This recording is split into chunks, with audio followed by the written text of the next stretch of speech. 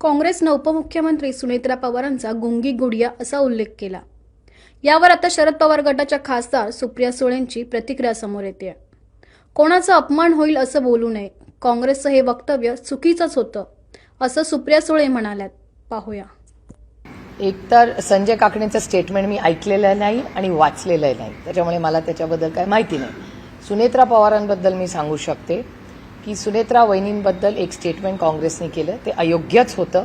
मी स्वतः काँग्रेसच्या लीडरशिपशी बोलले आणि मी काँग्रेस लीडरशिपचे जाहीर आभार मानते। याचं कारण असं की मी काँग्रेसच्या लीडरशिपशी बोलल्यानंतर अर्ध्या तासातच काँग्रेसने त्यांचा स्टँड क्लिअर केला आणि हे स्थानिक सोशल मीडियाची त्यांची कोणती स्थानिक महाराष्ट्रातली त्यांच्याकडून झालेलं आहे, हे राष्ट्रीय काँग्रेस पक्षाचं मत नाही, हे पूर्णपणे देशाच्या काँग्रेसच्या लीडरशिपने क्लिअर केलेलं आहे।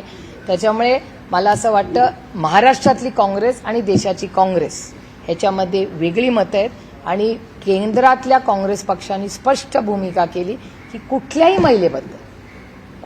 महिलेबद्दल कशाला आपण कुठल्याही व्यक्तीबद्दल असं का बोलावं। टीका करायला मराठी भाषामध्ये खूप ताकद आहे, त्याच्यामुळे जर टीका करायची असेल तर अनेक शब्दांनी ती टीका करते येते, पण कुणाचाही अपमान होईल असं कधीच कोणी बोलू नये। मताचे आम्ही आहोत। आमच्यावर जे संस्कार झाले आहेत त्या संस्कारात कैलासवासी यशवंतराव चव्हाणांचे जे काँग्रेस प्रेमी होते त्यांचे संस्कार आमच्यावर आहेत। त्याच्यामुळे कुठल्याही व्यक्तीबद्दल, महिलेबद्दल, मग पुरुष असू दे महिला असू दे, त्यांच्याबद्दल टोकाची भूमिका घेणं हे फारसं मराठी संस्कृतीला न शोभणार आहे।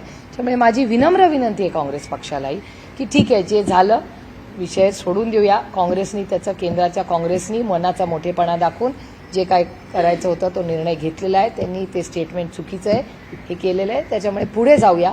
कधीतरी या गोष्टी सोडून आपणही मनाचा मोठेपणा काढून पुढे जायचं असतं, कारण ह्या देशासमोर आणि या राज्यासमोर खूप मोठं आर्थिक संकट आहे, पाण्याचं संकट आहे, अनेक इन्व्हेस्टमेंट्सचे इश्यूज आहेत।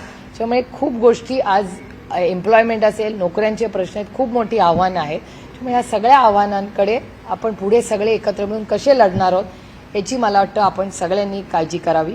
आणि जर कायदा सुव्यवस्थेबद्दल कोणाला काही अस्वस्थ वाटत असेल तर या राज्याचे मुख्यमंत्री माननीय देवेंद्रजी फडणवीस हे होम मिनिस्टरही आहेत, त्यांच्याकडे फॉलोअप करावा, पत्र लिहावं आणि करावं, कारण हे खूप सेन्सिटिव्ह इश्यूज आहेत। आणि योगायोगाने तुम्ही बीडचा विषय काढला म्हणून सांगते की बीडच्या विषयाबद्दल मी स्वतः पार्लमेंट झाल्यावर माननीय मुख्यमंत्र्यांना वेळ मागणार आहे, कारण का ज्या पद्धतीने जेलमधून एक मोठी यंत्रणा, एक सिंडिकेट चालवलं जातं अशा अनेक बातम्या वर्तमानपत्रात येत आहेत।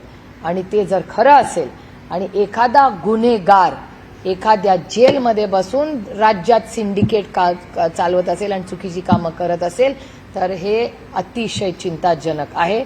आणि ह्याच्यात माननीय मुख्यमंत्र्यांनी जातीने लक्ष घालून हे सिंडिकेट बंद केलं पाहिजे।